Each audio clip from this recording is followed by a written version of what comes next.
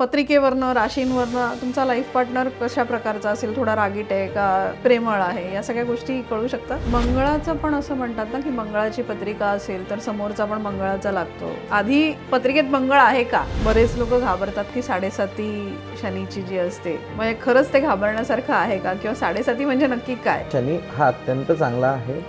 शनिदेव हे तुम्हाला जेवढं शिकवतील आणि तुम्हाला जेवढं घडवतील ते तुम्ही कुठल्याही इतर ग्रहांच्या प्रभावामध्ये नाही शिकत आणि तुम्ही इतर कुठल्याही ग्रहाच्या महादशामध्ये पण तुम्ही नाही बनवत जेवढं तुम्हाला शनी बनवू शकतो.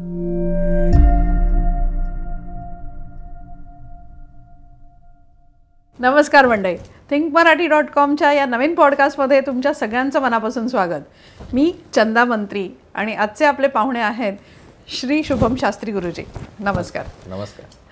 मागच्या एपिसोडमध्ये आपण त्यांच्याबरोबर वास्तुशास्त्र या विषयावरती गप्पा मारल्या होत्या आणि जसं मी मागेही म्हटलं होतं की त्यांची जवळजवळ 100 वर्षांची परंपरा आहे. त्यांचे आजोबा, त्यांचे वडील, काका आणि आता ते या क्षेत्रात बरीच वर्ष कार्यरत आहेत आणि खूप जाणकार आणि या क्षेत्रातले अभ्यासक आहेत. सो आजचा आपला विषय थोडासा अजून नाजूक आहे, ज्योतिषशास्त्र. मुलाखतीला सुरुवात करण्यापूर्वीच आपण हा विषय घेतोय ज्योतिषशास्त्र. तर ज्योतिषशास्त्र म्हणजे नक्की काय आणि याचा उगम कुठून झाला. ज्योतिषशास्त्र ऍक्च्युली ह्या 4 गोष्टींचं मिश्रण आहे. पहिलं म्हणजे विज्ञान, दुसरं म्हणजे भूगोल, तिसरं म्हणजे खगोलशास्त्र आणि चौथं म्हणजे गणित. अच्छा. या 4 गोष्टींचं ते मिश्रण आहे. तर ते कसं, कारण पहिलं म्हणजे काय तर आपलं विज्ञान, इट्स सायंटिफिक. कारण आपण पत्रिकेमध्ये काय मांडतो तर 9 ग्रह मांडतो, ज्याला आपण सोलार सिस्टममध्ये 9 प्लॅनेट्स म्हटलेला आहे. बरोबर. त्याचा ॲक्च्युअल शोध हा फार अगोदर झालेला आहे. त्यामुळे त्याच ग्रहांची स्थितीनुसार आपल्या ज्योतिषशास्त्र कुंडलीमध्ये त्या गोष्टी मांडल्या जातात. त्याच्यानंतर काय आहे खगोलशास्त्र, which is related to astronomy. त्या गोष्टींचा अभ्यास आहे. भूगोल. आता भूगोल का, कारण एखाद्या व्यक्तीने जन्माच्या पत्रिका मांडताना किंवा बनवत असताना त्याच्यामध्ये जन्म ठिकाण हे फार महत्त्वाचं आहे. कारण त्याच्यावरून ॲटिट्यूड्स आणि ऑटिट्यूड्स फार मॅटर करतात त्याच्यामध्ये. त्यानंतर येतो पार्ट गणित, मॅथमॅटिक्स. ते कशासाठी लागतात, कारण आपल्या तुमच्यासारख्या किंवा माझ्यासारख्या सामान्य माणसाच्या फक्त एक पत्रिका नसते, अशा अनेक पत्रिका असतात. म्हणजे जन्मकुंडली, नवमांश कुंडली, षटाष्ट कुंडली, अशा अनेक पत्रिका आहेत. परंतु जर तुम्ही जुन्या काळातली जी हस्तरेखित पत्रिका बनवली जाते ती पत्रिका जर तुम्ही बघितली तर त्याच्यामध्ये 3 पत्रिका म्हणजे 3 कुंडल्या ह्या मेन असतात. म्हणजे जन्मकुंडली, दुसरी म्हणजे काय नवमांश कुंडली आणि तिसरी म्हणजे राशी कुंडली. तर ह्या 4 गोष्टींच्या मिश्रणानुसार ह्या 3 प्रकारच्या कुंडल्या अत्यंत महत्त्वाच्या बनवल्या जातात. बरोबर. आता पहिली म्हणजे कुठली, जन्माक्षर कुंडली जी आहे, ही जन्माक्षर कुंडली ही तुमच्या जन्माच्या वेळेस ग्रहांच्या स्थितीनुसार बघून चंद्र राशीवरनं मांडलेली पत्रिका म्हणजे कुठली तर जन्मकुंडली. कारण चंद्र कधीही पत्रिकेमध्ये अगोदर चंद्र मांडून मग ग्रहांची कुंडली मांडली जाते. दुसरी म्हणजे कुठली तर नवमांश कुंडली. नवमांश कुंडली ही तुमच्या जन्म पत्रिकेतल्या डिग्रीज अनुसार डिवाइड करून बनवलेली, कॅल्क्युलेशन्सने बनवलेली पत्रिका असते म्हणजे नवमांश कुंडली. ओके. आणि तिसरी कुंडली म्हणजे राशी कुंडली. आता राशी कुंडली सुद्धा त्याच प्रकारे मॅथमॅटिक्स कॅल्क्युलेशन प्रमाणे ती बनवलेली कुंडली असते. म्हणजे जेव्हा तुम्हाला काही करंट इश्यू असेल त्यावेळेला असं काही स्पेसिफिक कुंडली बघतात, असं काही असतं का. म्हणजे काही आत्ताचा प्रश्न आहे माझा की आत्ता त्याचं उत्तर मिळत नाहीये, मग त्यावेळेला वेगळी काही कुंडली बघतात. त्याच्या वेळेस अशा सिच्युएशनला जे आहे त्याला स्मुक्ष कुंडली असं म्हटलं जातं. ओके. म्हणजे काय की तुमची तात्काळ सिच्युएशन्स प्रमाणे तुम्ही जन्मकुंडलीला आधारित बनवून स्मुक्ष कुंडली जी असते किंवा स्पष्ट कुंडली म्हणतात त्या बघून ते कॅल्क्युलेशन्स प्रमाणे तुम्हाला पुढच्या प्रेडिक्शनचं तुम्हाला उत्तर दिलं जातं. आता जन्मकुंडली, नवमांश कुंडली आणि राशी कुंडली ह्या 3 प्रकारच्या राशी आहेत. तर 3 प्रकारच्या राशी हाऊ इट वर्क्स ह्या अशा प्रकारे अभ्यास केला जातो पत्रिकेचा. मग at the time of your birth, जन्माच्या वेळेस तुमच्या लग्न म्हणजे जन्मकुंडली जी आहे ती तुमच्या जन्मापासून ते वयाच्या 32 वर्षापर्यंत, 32 ते 35 वर्षापर्यंत तुमची जन्मकुंडलीच्या आधारित सगळ्या गोष्टी आपण पुढे प्रोटेक्शनसाठी स्टडी करत असतो. अच्छा. परंतु वयाच्या 32-35 नंतर नवमांश कुंडली ही अत्यंत मॅटर करते. ओके. आणि at the age of your after 50-60 नंतर राशी कुंडली बघितली जाते. याला काही वेगळं कारण आहे? हो, ॲब्सोल्युटली. कारण तुमची जी राशी कुंडली आहे ही तुमच्या उतरत्या वयानुसार असते. Okay. Which is calculated after 50-60 प्रमाणे. आणि नवमांची कुंडली ही तुमच्या वयाच्या 32 वर्षानंतर म्हणजे तुमची कार्यरत कशी असेल. ओके. कारण एखाद्या व्यक्ती, तुम्ही असू दे, मी असू दे, एखाद्या व्यक्ती असू दे, त्याच्या 30s नंतर ते 40-45 मधला जो पिरियड असतो अत्यंत महत्वाचा वेळ प्रत्येकाच्या आयुष्यातला असतो. बरोबर. मग तो कसा जाईल त्यासाठी अगदी स्पष्ट आणि कॅल्क्युलेशन्स प्रमाणे बनवलेली कुंडली म्हणजे नवमांशी कुंडली असते. ओके. ओके. त्यामुळे जन्म कुंडली, नवमांश कुंडली आणि राशी कुंडली. परंतु इतर ज्या काही कुंडली आहेत त्या मात्र जन्म कुंडलीवरच बनवल्या जातात. त्यामुळे कोणाची असू दे, जन्म कुंडली ही अत्यंत महत्वाची शेवटपर्यंत असते. सो दीज आर, ह्या 3 प्रकारच्या वेगळ्या पत्रिका आहेत ज्यांना बघितली जाते. पण पत्रिकेचा आपल्या आयुष्यावर कसा परिणाम होतो? म्हणजे पत्रिकेत बघून आपल्याला पुढे काय होणार आहे किंवा अगदी माझं करिअर काय असेल किंवा माझं लग्न कधी होणार आहे, या सगळ्या गोष्टी जेव्हा एखादी व्यक्ती विचारायला येते तेव्हा त्या कशा प्रकारे तुम्हाला सांगता येतात? आता तुम्ही जर एखादी पत्रिका उघडून पाहिली, जन्मकुंडली वगैरे पाहिली कोणाची, तर पत्रिकेमध्ये 12 स्थानं आहेत. ठीक आहे. 12 हाऊस, 12 स्थानं, ज्याला आपण भाव म्हणतो. त्या प्रत्येक स्थानाचा एक जॉब आहे, ज्याला आपण कारतत्व असं म्हणतो. त्या प्रत्येक कारतत्वाच्या अनुषंगाने आपण तिथे कुठल्या प्रकारची ग्रह बसले आहेत, तिथे कुठे राशी बसली आहे, त्याप्रमाणे जी कॅल्क्युलेशन्स बघून तुम्हाला त्या प्रेडिक्शन्स केल्या. फॉर एक्झाम्पल उदाहरण तुम्हाला सांगतो की एखाद्या व्यक्तीचं करिअर संदर्भात इश्यू येत असतील, एज्युकेशन क्वालिफिकेशन प्रॉब्लेम येत असेल, तर आपण कुठलं संभाषणात, तर पंचमस्थान, 5th हाऊस. ओके. पंचमस्थान is related to education, qualification, success. या सगळ्या पंचमस्थानावरनं त्या गोष्टी बघितल्या जातात. आता पंचमस्थानामध्ये एज्युकेशन आणि संतती ह्या फार प्रायोरिटीवरती बघितल्या जातात. ओके. सो फॉर एक्झाम्पल समज लग्न झाल्यानंतर सुद्धा एखाद्याला अपत्य होत नसेल तर त्याच्यामध्ये अडचण का आहे, का होत नाहीये, तर तो 5th हाऊस बघितला जातो. इज रिलेटेड टू संतती, फॅमिली प्लॅनिंग्स. फॉर एक्झाम्पल एक जण म्हणत असतं की मला फॉरेनचे योग आहेत का, शिक्षणासाठी मी फॉरेनला जाऊ शकतो का, माझ्या जाऊ शकतो का, तर 12th हाऊस हे 12वं स्थान हे profit losses, investments and planning and foreign tour, foreign business साठी असतो. तो 12th house related to that, ज्याला आपण व्याय स्थान म्हणतो. त्याच्यावर तो प्रत्येक कुंडली, प्रत्येक स्थानाचं एक महत्व आहे. त्या अनुषंगाने ते बघून आपण कॅल्क्युलेशन्स प्रमाणे ते प्रेडिक्शन्स आपण सांगितले जातात. मग याच्यात जेव्हा बघता तुम्ही तेव्हा ग्रहांच्या दशा किंवा मार्गी ग्रह, वक्री ग्रह, हे सगळ्या गोष्टी पण येतात ना? हो, ऍब्सोल्युटली. आता याच्यामध्ये कसं आहे, जेव्हा आपण एखादी पत्रिका बघतो याच्यामध्ये ग्रहांची दशा जन्मकुंडलीप्रमाणे बनलेली आहे, पण ते बसलेले ग्रह तुम्हाला कशा प्रकारे इफेक्ट देतील हे तुमच्याकडे कुठल्या स्थानामध्ये बसलेले आहेत. मग ते उच्चचे आहेत की नीचेचे आहेत. उच्चचे ग्रह म्हणजे काय, तर ते स्ट्रॉंग आहेत, पॉवरफुल आहेत. बरोबर. किंवा स्वतःच्या राशीत तरी बसतात, स्वतःच्या राशीमध्ये तरी बसलेले आहेत. किंवा नीचेचे ग्रह म्हणजे काय, ते अत्यंत वीक आहेत, त्याला बळ नाहीये, 0 डिग्री वरती आहेत. किंवा शत्रू राशीसोबत बसलेले आहेत, शत्रू ग्रहासोबत बसलेले आहेत. मग ते कुठल्या स्थानामध्ये बसलेले आहेत, कशा प्रकारे बसले आहेत, कोणत्या ग्रहासोबत बसलेले आहेत, त्याप्रमाणे त्या गोष्टींचा आपण दशा महादशाप्रमाणे हे करतो. आणि वक्री म्हणजे काय, तर त्याची उलटी चाल सुरू होते. वक्री म्हणजे तो उलटा चालतो, आणि मार्गी म्हणजे पुढे जाणे. सो मार्गी इज पुढे एक स्थान पुढे जातोय, आणि वक्री म्हणजे एक स्थान मागे येतोय, अशा प्रकारे. म्हणजे वक्री असेल तर आपल्याला नुकसान होतं, मार्गी असेल तर असं काहीच नसतं. तो वक्री आहे तर तो वक्री कुठल्या स्थानामध्ये होतोय, आणि तुमच्यात आणि कुठला ग्रह वक्री झाला तर तुमच्या पत्रिकेतल्या कुठल्या राशीप्रमाणे कुठल्या राशीत आहे त्या अनुषंगाने. तर फॉर एक्झाम्पल आजच्या स्थानाला आज शनी वक्री चालू आहे. ठीक आहे. आज शनी वक्री आहे. शनी नोव्हेंबर पर्यंत वक्री चालू आहे, दिवाळीपर्यंत शनी वक्री आहे. दरवर्षी शनी साधारणपणे 105 ते 150 दिवसापर्यंत हा शनी वक्री असतो. साधारणपणे एक 3 ते 4 महिने शनी वक्री चालू असतो. पण शनी वक्री हा सगळ्यांनाच त्रासदायक नसतो, उलट काही लोकांना धनलाभ देतो. बरोबर. कारण त्याची शनीची दृष्टी पण उलटी आली किंवा वक्री आली तर फायदेशीर पण असतो. परंतु तुमच्या पत्रिकेतला शनी हा कशा प्रकारे बसलेला आहे, कुठल्या स्थानामध्ये बसून तो वक्री झालेला आणि कुठल्या स्थानात त्याची दृष्टी पडते आहे, हे फार महत्वाचं आहे. ओके. मग त्या अनुषंगाने मार्गी आणि वक्री ग्रहाचे आपल्याला परिणाम मिळतात त्याच्यामध्ये. बरं बरं बरं. आत्ता मी मगाशी म्हटलं तसं लग्न जुळवताना किंवा मॅच मेकिंग म्हणतो त्यावेळेला पण पत्रिका बघितल्या जातात. मग त्यावेळेला कुठच्या राशीचं कुठच्या राशीबरोबर पटेल किंवा 36 गुण आपण म्हणतो की जुळले की झालं, तर हे कसं बघतात? म्हणजे 36 गुण म्हणजे त्याला काही वेगळं हे आहे का की आता कसं आहे याच्यामध्ये आपण फॉर एक्झाम्पल माझ्याकडे बरेच पेरेंट्स येतात मॅच मेकिंगची कुंडली घेऊन मॅच मेकिंग करायला वगैरे.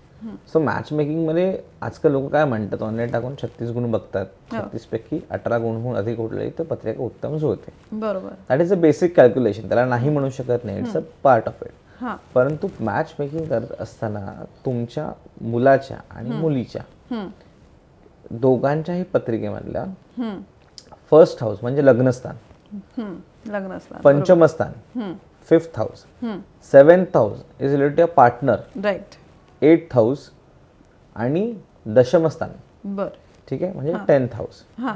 या 5 स्थानांपैकी एकमेकांच्या ग्रहांची स्थिती कशा प्रकारे आहे, मित्र आहेत की शत्रू राशी आहेत, कुठल्या प्रकारची राशी कशा प्रकारे बसलेले आहेत. फर्स्ट हाऊस लग्नस्थान का, कारण दोघांचे लग्नेश कसे आहेत, म्हणजे लग्नेश राशी जी बसली ती कुठली, ती मित्र राशी की शत्रू राशी आहे. Fifth house is related to your family plannings, त्यामुळे ते दोघांची नाड बघणं गरजेचं आहे, दोघांची राशी बघणं गरजेचं आहे, मित्र राशी शत्रू राशी आहे. मग ह्यांच्या पत्रिकेतला म्हणजे मुलाच्या पत्रिकेतला फिफ्थ हाऊसमध्ये कुठला ग्रह बसला आणि मुलीच्या पत्रिकेतला फिफ्थ हाऊसमध्ये कुठला ग्रह बसलेला आहे, मग ते कसे इफेक्ट येतील, ते मित्र आहेत की शत्रू आहे. Coming to the 7th house, 7th house काय, हा पार्टनरचं स्थान आहे. पार्टनर म्हणजे काय, युअर लाईफ पार्टनर. बरोबर. पार्टनर म्हणजे फक्त लाईफ पार्टनर होत नाही, बिझनेस पार्टनर सुद्धा होता, म्हणजे बिझनेस पार्टनरसाठी सुद्धा 7th हाऊस बघावं लागतं. बरोबर. सो हा लाईफ पार्टनर झाला. मग तिकडे ग्रहांची राशी दशा कशा आहेत ते बघणं फार गरजेचं आहे. मग 8th हाऊस, त्याच्यावरनं आपले हेल्थ इश्यूज समजतात, म्हणजे उतरतं वय. Okay okay. मग त्या दोघांप्रमाणे कशा, कोणाला आरोग्याचा त्रास कोणामुळे होणार तर नाही ना, ह्या सगळ्या गोष्टी सुद्धा बघितल्या जातात. नंतर मग लाभस्थान, तो 11th हाऊस लाभस्थान ज्याला म्हणतो आपण. मग या एकमेकांच्या ग्रहामध्ये कसा लाभ मिळू शकतो, कोणा कसा प्रॉफिट होऊ शकतो, या अनुषंगाने बघून मग मॅच मेकिंगची एक म्हणतात ना एक रिपोर्ट निघतो. ग्रहांचे मित्र मैत्री कशी आहे, दशा कशी आहे, त्या अनुषंगाने आपण मग 36 गुण पैकी किती गुण प्रॉपर जुळता आहेत हे स्टडी करून मग आपण त्यांना पुढचं रिपोर्ट की करणं योग्य आहे की अयोग्य आहे. पत्रिकेवरनं राशींवरनं तुमचा लाईफ पार्टनर कशा प्रकारचा असेल, थोडा रागीट आहे का प्रेमळ आहे, या सगळ्या गोष्टी कळू शकतात. 7th हाऊस मधला is related to a partner, right. Partner स्थानावरून म्हणजे 7th हाऊस वरून भरपूर गोष्टींचं कॅल्क्युलेशन्स करून पुढचे प्रिडिक्शन्स देता येतात त्याच्यामध्ये. ओके. मंगळाचं पण असं म्हणतात ना की मंगळाची पत्रिका असेल तर समोरचा पण मंगळाचा लागतो, किंवा त्याच्या आधी पत्रिकेत मंगळ आहे का हे कसं शोधायचं किंवा हे कसं समजायचं, आणि मग मंगळ असेल तर समोरच्याच्या पत्रिकेत मंगळ असायला पाहिजे का, आणि नसेल तर काय होतं. तर पहिली गोष्ट म्हणजे मंगळ हा पत्रिकेतला कसा ओळखायचा. ओके. तर पहिली गोष्ट म्हणजे मंगळ उच्चचा असणं वेगळं आणि पत्रिकेत मंगळ असणं वेगळं, ह्या दोन गोष्टी फार वेगळ्या आहेत. बर. आता मंगळ उच्चचा कुठला, तर मेष राशीचा मंगळ उच्चचा, म्हणजे 1 नंबरचा मंगळ उच्चचा राशीत बसलेला आहे, म्हणजे स्ट्रॉंग झाला तो. वृश्चिक राशीचा मंगळ हा स्वतःच्या घरात बसला, त्यामुळे तो स्ट्रॉंग आहे. आणि प्लस मकर राशीचा मंगळ हा अत्यंत स्ट्रॉंग झाला, उच्चचा झाला. त्यामुळे हे 3 राशींसोबत जर मंगळ बसलेला असेल तर मंगळ हे खूप पॉवरफुल असतात किंवा फार ऍक्टिव्ह असतात हे ग्रह. परंतु पत्रिकेतला मंगळ, पत्रिकेत मांगलिक पत्रिका आहे की नाही ही कशी ओळखावी, तर तुमच्या पत्रिकेतल्या 12व्या स्थानामध्ये, फर्स्ट हाऊस मध्ये, 4th हाऊस मध्ये, 7th हाऊस मध्ये आणि 8th हाऊस मध्ये, अशा या ट्रायंगल मध्ये जर कुठे मंगळ बसलेला असेल पत्रिकेतला तर ही पत्रिका संपूर्णपणे मांगलिक आहे. बर. पण मग अशा पत्रिकेचा जोडीदार पण म्हणजे मांगलिकच लागतो का, कसं काय असतं. आता मला एक गोष्ट तुम्ही सांगा की तवा गरम असेल आणि त्यावर लगेच चपाती भाजली तर चपाती काय होणार आहे, करपणारच आहे. बरोबर आहे. ऑलरेडी मंगळाचं काम काय आहे, मंगळ हा ऑलरेडी तापटच आहे. ओके. मग मंगळाला मंगळ कसं चालणार. बर. मग लोकांना काय मिसकन्सेप्शन आहे की मंगळाला मंगळाचीच मुलगी लागते किंवा मंगळाला मंगळाचाच मुलगा लागतो, हे अत्यंत चुकीचं आहे. कारण घरामध्ये जर 2 गरम डोकी असेल तर ते युद्धच होणार आहे. अच्छा. त्यामुळे मंगळाला मंगळ कधीच घेऊ नयेत. ओके. तर मंगळाला हा शनी असायला हवा, हां. कारण मंगळाला शनीच बॅलन्स करतो. बरं. त्यामुळे मंगळाला मंगळ हा जो कॉन्सेप्ट आहे अत्यंत चुकीचा आहे. कारण मंगळ कुठल्या राशीचा आहे आणि कुठल्या स्थानामध्ये जर तो बसलेला आहे आणि समजा त्या मुलीच्या पत्रिकेत सुद्धा मंगळ आहे, मग तिच्या पत्रिकेतला मंगळ हा कुठल्या राशीमध्ये कुठल्या स्थानामध्ये बसलेला आहे, त्या गोष्टी मॅटर करतात. त्यामुळे त्या कॅल्क्युलेशनच्या बेसिसवरती आपण पुढे ठरवू शकतो की ही योग्य आहे की नाही. परंतु मंगळाला डायरेक्टली मंगळाचीच मुलगी पाहिजे म्हणतात, हे अत्यंत चुकीचं आहे. म्हणजे या सगळ्यासाठी पूर्ण व्यवस्थित अभ्यास केल्यानंतरच. हो, ॲब्सोल्युटली. जोपर्यंत पत्रिका ही मंगळाच्या दृष्टिकोनाने स्टडी करून जात नाही तोपर्यंत कुठल्याही गोष्टीचा फायनल आपण स्टडी सांगत नाही. बरोबर. त्यामुळे मंगळाला शनी पाहिजे आणि त्यातून शनी तोही आतल्या 4 स्थानामध्ये, म्हणजे आतली 4 घरं म्हणजे कुठले, तर पहिलं स्थान 4th हाऊस, 7th हाऊस आणि 10th हाऊस, म्हणजे याला आपण केंद्रस्थान म्हणतो. त्या केंद्रस्थानामध्ये कुठेतरी शनी हवा, तेव्हा कुठे जाऊन मंगळाला शनी चालतो. बरं बरं. आता तुम्ही शनीचा विषय काढला तर बरेच लोक घाबरतात की 7.5 शनीची जी असते, तर म्हणजे खरंच ते घाबरण्यासारखं आहे का, किंवा 7.5 म्हणजे नक्की काय आणि त्याने काय परिणाम होतो? खूप लोकांना चांगला, खूप लोकांना वाईट असा सगळाच दिसतो आपल्याला, तर त्याबद्दल थोडं सांगता येईल का? तुमची जन्मराशी कुठली आहे? मीन. मीन राशी. म्हणजे तुम्हाला 7.5 चालू आहे आणि तोही सेकंड स्टेप चालू आहे. हो. तुमची 7.5 कशी जाते? नॉर्मल जाते. नॉर्मल जाते. त्रास झालेला आहे? नाही, तसं काही कळत नाही. तुम्ही शिकताय. हो. Everything is going a progressive mode. Yes. लोक शनीला वाईट का म्हणतात? तेच म्हणजे त्याचंच विचारायचं होतं की काय. कसं आहे की लोकांना डोक्यामध्ये असा मिसकन्सेप्शन आहे की शनी हा लोकांचं वाईटच करतो. लोकांना मनामध्ये असा मिसकन्सेप्शन आहे की शनी हा अत्यंत घातक आहे. शनीची 7.5 आला की माणसाला फार त्रास होतो. पण हे अत्यंत चुकीचं आहे. बरं. कारण आपल्या आयुष्यामध्ये शनी इतका मोठा गुरु कुठलाच नाही. ते शिकवायला येतात. शनी हा अत्यंत न्यायप्रिय आहे. शनी हा संपूर्णपणे तुमच्या कर्माचे फळ जे आहे त्याप्रमाणे तुम्हाला त्याचे फळ तुम्हाला मिळणार आहे. तुमची कर्म तसं तुमचे फळ. म्हणजे 7.5 तुम्हाला घाबरायचे असेल, भीती वाटत असेल, तर तुम्हाला मनात तुम्हाला माहिती की तुमचे कर्म वाईट आहेत, तुम्हाला शनीची भीती आहे. बरोबर. नाहीतर शनी हा अत्यंत चांगला आहे. शनिदेव हे तुम्हाला जेवढं शिकवतील आणि तुम्हाला जेवढं घडवतील ते तुम्ही कुठल्याही इतर ग्रहांच्या प्रभावामध्ये नाही शिकत आणि तुम्ही इतर कुठल्याही ग्रहाच्या महादशामध्ये पण तुम्ही नाही बनत जेवढं तुम्हाला शनी बनवू शकतो. बरोबर. त्यामुळे शनीचे इफेक्ट्स पॉझिटिव्ह तुम्हाला पाहिजे असतील तर तुम्ही शनीच्या महादशेमध्ये, शनी 7.5 मध्ये तुम्ही लोकांची चांगले वागा. बरोबर. मेन म्हणजे ग्राउंड स्टाफ जो असतो, म्हणजे फॉर एक्झाम्पल तुमच्याकडे काम करणारे माणसं जी आहेत, तुमच्या घरातले मेड्स आहेत, स्टाफ आहे, सिक्युरिटी गार्ड्स आहेत किंवा लोअर स्टाफ जो आहे त्यांचे चांगले वागा. कारण शनी हा कर्मफल जात आहे. बरोबर. शनी हा कोण आहे? न्यायप्रियक आहे. त्यामुळे शनीला काय आवडतं? शनी तुमचे कर्म चांगले असेल तर शनीचे फळ तुम्हाला चांगले मिळणार. त्यामुळे शनी कधी कोणाचं वाईट करत नाही. आणि 7.5 हा जो प्रकार आहे तो एका माणसाच्या आयुष्यामध्ये 30 वर्षातून एकदा येतो. बरोबर. कारण शनी एक राशीतनं दुसऱ्या राशीमध्ये जायला 2.5 वर्ष लावतो. त्यामुळे परत त्या राशीमध्ये यायला तो साधारणपणे 30 वर्ष लावतो. त्यामुळे तुम्हाला जर ही 7.5 वाईट गेलेली असेल पण तुमची 7.5 पुढची येणार असेल, तुम्ही 30 वर्ष तुम्ही चांगले वागा आणि तुमची 30 वर्षांची साडी तुमची चांगली होईल. बरोबर. त्यामुळे कारण शनी हा आपल्या 9 ग्रहांमध्ये शनी हा एकमेव ग्रह आहे तो अगदी मंदगतीने चालतो. कारण शनी मंदगतीने का चालतो? कारण शनी एक पायाने लंगडा आहे. अच्छा, असं? हो. आता शनीच्या दृष्टीचा आणि शनीच्या फळाची पण एक सुंदर कथा आहे. ओके. ती कथा म्हणजे कुठली? तर सर्वांनाच माहिती आहे की रामायण घडलं होतं. रामायणामध्ये सगळ्यात महत्त्वाचं कॅरेक्टर म्हणजे कोण? तर रावण होता. त्याच्यामुळे ही संपूर्णपणे रामायण घडलं. बरोबर. कारण त्याने सीतेचं हरण केलं. सीतेचं हरण घेऊन तो लंकेत गेला, सीतेला धरून ठेवला. पण रावणाला एक मुलगा होता, तो म्हणजे कोण, तर मेघनाथ. आणि मेघनाथ जो होता, मेघनाथच्या जन्माच्या वेळेस रावणाला आपला पुत्र अति बलवान, अति बलशाही, बुद्धिमान असा त्याला जन्म हवा होता. परंतु ते करण्यासाठी रावणाने काय केलं, इतर ग्रहांना त्यांची स्थिती सांगितली आणि त्याप्रमाणे त्यांना ताकीद दिलं की कोणीही माझ्या मुलाचा जन्म होईपर्यंत आपली दशा बदलणार नाही. आणि त्यामध्ये शनी सुद्धा होते आणि शनीने त्यांचं काही ऐकलं नाही. पण आणि जन्माच्या वेळेस शनीने एक आपली वक्री चालली, म्हणजे शनी वक्री म्हणजे मागे आले. आणि ते बघून त्याची स्थितीचे वाईट परिणाम नको पाळायला म्हणून रावणाने शनीने आपल्या पायाखाली दाबून ठेवलं.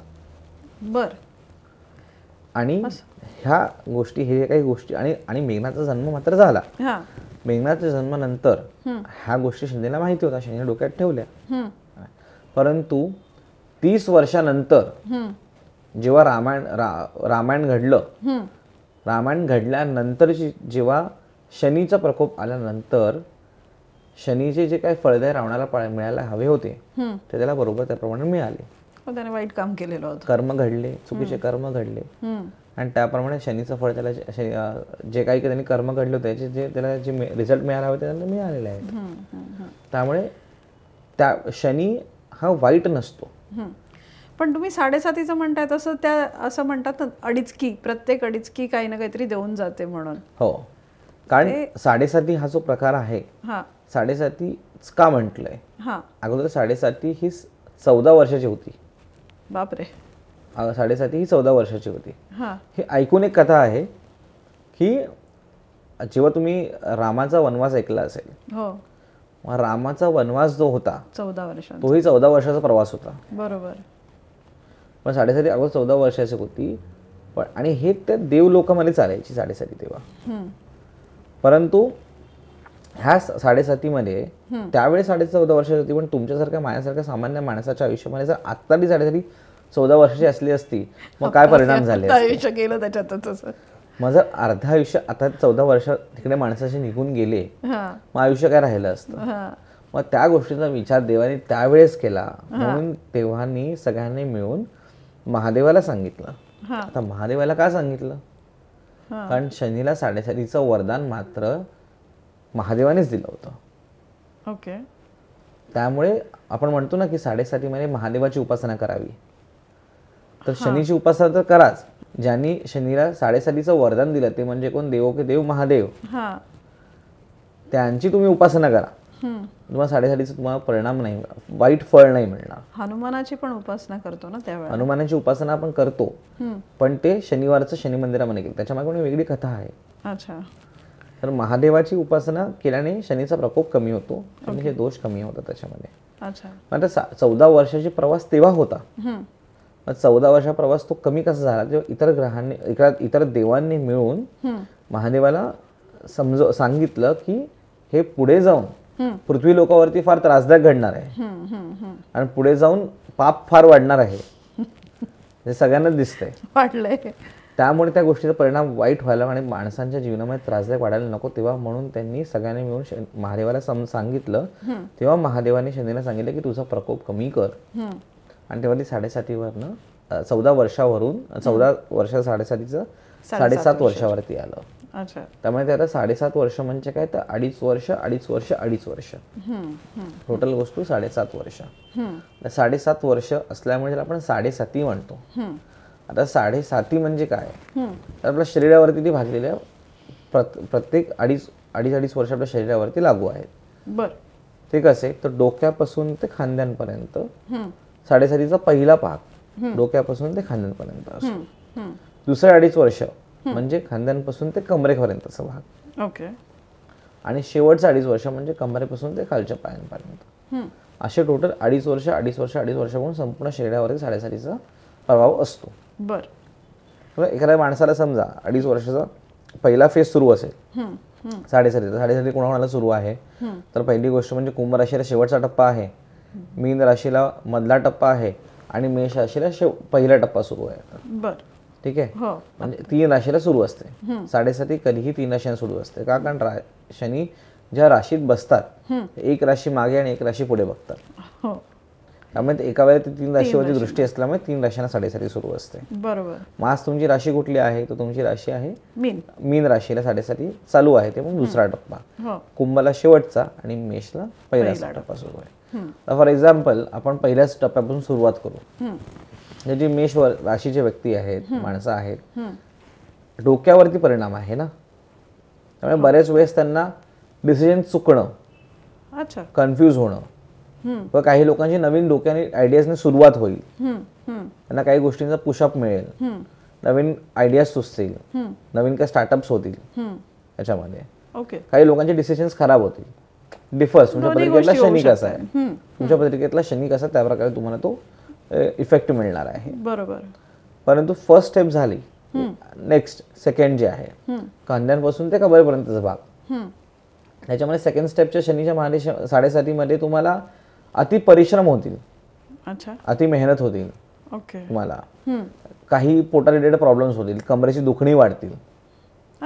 सेकंड लोअर बॉडीवरती पण आहे ना त्या प्रभाव त्याचा. तसेच पॉझिटिव्ह आणि निगेटिव्ह इफेक्ट्स आहेत त्यांचे. आणि त्यानंतर शेवटचा पार्ट म्हणजे काय, तर पायापर्यंत पडणं, लागणं, ऍक्सिडेंट होणं, सर्जरीज होण्याचे कोणी. आणि उत्तर दिशेसाठी माणसाला कधी कधी अशा काही गोष्टी देऊन जाते की त्याने याचं कधी अपेक्षा सुद्धा केलेली नसेल. अच्छा. म्हणजे काही माणसाच्या आयुष्यामध्ये पहिला स्टेप आणि दुसरा स्टेप हा अत्यंत त्रासदायक असतो. म्हणतात असं एखाद्या अडीचकीत खूप चांगलं होऊन जातं. पहिले 5 स्टेप हा माणसाला तुम्हाला इतका परिश्रम करवेल की तुम्ही शेवटच्या 2.5 वर्षामध्ये तुम्ही असं उभं राहाल की ज्याने तुमच्यावरती त्रासदायक केलं, तुम्हाला इडा केली, इजा केली, त्यांच्यासमोर तुम्ही अशा वेगाने उभे राहून जाल की त्याचं तुम्ही अपेक्षा सुद्धा केलं नसाल. त्यामुळे म्हणतो ना आपण की शनी हा कधीही वाईट नसतो. शनी तुम्हाला एक वेळ आली की तुम्हाला असा उभा करतो आणि इतकं काही देऊन जातो की त्याचे अपेक्षा तुम्ही सुद्धा ठेवलं नसाल तुमच्या आयुष्यामध्ये. बरोबर. त्यामुळे शनी हा कर्मफलदाता आहे, इतका मोठा गुरु आहे की जेवढे तुम्ही चांगले कर्म कराल, लोकांची चांगले वागाल, लोकांचं कल्याण करायचा प्रयत्न करणार, तर शनी तुमचं आपोआप कल्याण करणार आहे. खरंय. त्यामुळे शनी हा कधीही वाईट नसतो. हे तुम्ही खूप चांगलं सांगितलं. म्हणजे मी स्वतः 7.5 घाबरते किंवा बरेच प्रेक्षक आहेत ते 7.5 घाबरतात, पण आता तुम्ही सांगितल्यावर आता आम्ही खूप चांगली कामं करायला सुरुवात करू. नक्की नक्की. आणि शनीची 7.5 जर चालू असेल ना, सगळ्यात बेस्ट म्हणजे माणसांनी महादेवाची उपासना करावी. अत्यंत खूप शुभ आणि लाभकारक गोष्ट आहे. आणि शनीच्या 7.5 जर त्रास होत असेल तर तुम्ही शनीचे बीजमंत्र आहे आणि शनीचं स्तोत्र आहे. बीजमंत्र कुठचा म्हणतात? बीजमंत्र म्हणजे नीलांजन समाभासम रविपुत्रम यमाग्रजम छाया मार्तंड संभ्रमतम नमामि शनेश्वरम. ह्याचं तुम्ही शनिवारच्या दिवशी तो शनी मंदिरामध्ये जाऊन 108 वेळा जप करा. शनिवारच्या दिवशी जाऊन शनी मंदिरामध्ये तेल वाहा, बजरंगबलीला तेल वाहा आणि हनुमान चालीसाचं पठण करा. हनुमान चालीसाचं पठण करा. त्याच्यामध्ये आता हनुमान चालीसाचं पठणच का करायचं, त्याच्यामागे पण एक कथा आहे.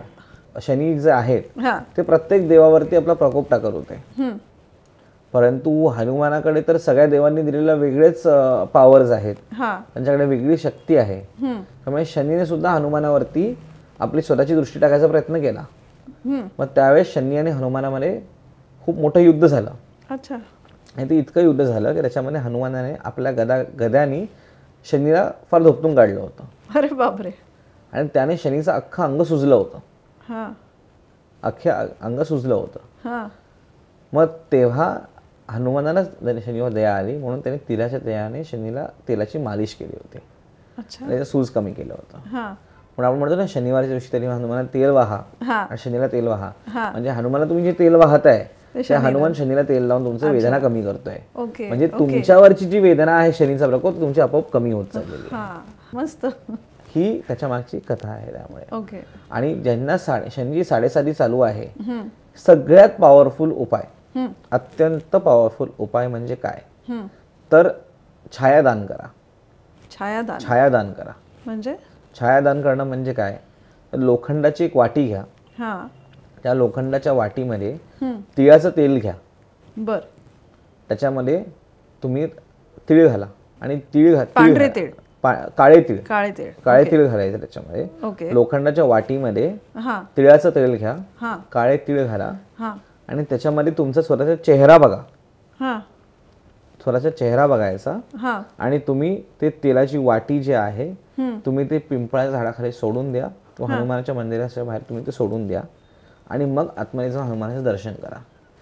हे आपल्या आयुष्यामध्ये एकदाच करायचं असतं. हां ह्याला छायादान म्हणतात. हां छायादान म्हणजे काय, तुमच्या वरती शनीचा जो काही प्रकोप आहे, हां काय निगेटिव्ह एनर्जीज आहेत, हां त्यासाठी छायादान करणं हे अत्यंत सुंदर उपाय आहे. सोपा उपाय आणि हा अत्यंत सोपा उपाय आहे खरंच. आणि होईल लोकांना मदत करा, गरजू लोकांना मदत करा, शिक्षणात मदत करा, अन्न वस्त्रांना मदत करा, अनाथ आश्रम वृद्धाश्रमाला जाऊन मदत करा. तुमच्याकडनं जेवढे होतील तेवढे चांगली कर्म करा. त्यामुळे त्याचे इफेक्ट्स, पॉझिटिव्ह इफेक्ट्स तुम्हाला शनी आपोआप तुम्हाला मिळायची गरज आहे. तुम्ही कर्म असे करा, फळाची चिंता न करता कर्म करा. तुम्हाला फळाची वाट पण बघायची तुम्हाला गरज लागणार नाही. एवढं शनी तुम्हाला देऊन जाईल. ओके. म्हणून म्हणतं की शनिवारच्या दिवशी शनी मंदिरामध्ये जाऊन तेल व्हा, हनुमान तेल व्हा, हनुमान चालीसाचं पठण करा. खूप चांगला आणि सोपे उपाय सांगितले तुम्ही. आपल्या प्रेक्षकांसाठी तुम्ही शनी 7:30 काही शनीचं बीजमंत्र किंवा इतर कोणता मंत्र देऊ शकाल का, की त्यांनी म्हटल्यावर त्यांना ते चांगलं फळ मिळेल? नीलांजतम समाभासम रविपुत्रम हिमाग्रजम छाया मार्तंड संभूतम तम नमामि शनेश्वरम. आणि यासोबत अजून एक छोटा मंत्र आहे. याचं तुम्ही दर शनिवारी जर 108 वेळा नामस्मरण सुद्धा केलं किंवा जप सुद्धा केलं तरी शनीचे खूप चांगले तुम्हाला फळ मिळतील. तो म्हणजे ओम प्राम प्रीम प्रम श्री शनेश्वराय नमः. या दोन्ही मंत्रांचे तुम्ही जर दर शनिवारच्या दिवशी शनी मंदिरामध्ये जाऊन शनी भगवानाला आणि हनुमानाला तेल चढवून 108 वेळाचा जप केलं आणि प्लस त्यासोबत हनुमान चालीसाचा जप करा, म्हणजे शनीचे फलदायी किंवा शनीची वेदना तुम्हाला थोडे कमी होतील. 7:30 तर तुम्ही भरपूर गोष्टी सांगितल्या आणि खूप चांगले उपायही सांगितले, सोपे उपाय आहेत. हा एपिसोड तुम्हाला नक्कीच आवडला असेल. गुरुजींनी आपल्याला खूप चांगल्या पद्धतीने माहिती दिली. म्हणजे आपण मगाशीच म्हटलं होतं तसा हा एक नाजूक विषय होता आणि त्याला अलगदपणे त्यांनी खूप चांगल्या गोष्टी सांगितल्या, खूप खोलवर ज्ञान दिलं. मला नक्की खात्री आहे तुम्हाला हा भाग आवडलाच असेल. आणि तुम्हाला आणखीन काही प्रश्न असतील तर ते प्रश्न डायरेक्टली तुम्ही त्यांच्याशी संपर्क साधू शकताय. आपल्या डिस्क्रिप्शनमध्ये त्यांचा पत्ता आणि बाकीच्या डिटेल्स दिलेल्या आहेत. अशाच वेगवेगळ्या ज्ञानवर्धक विषयांसाठी आपण नक्कीच पुन्हा भेटू पुढच्या एपिसोडमध्ये. तोपर्यंत स्टे ट्यून्ड. नमस्कार.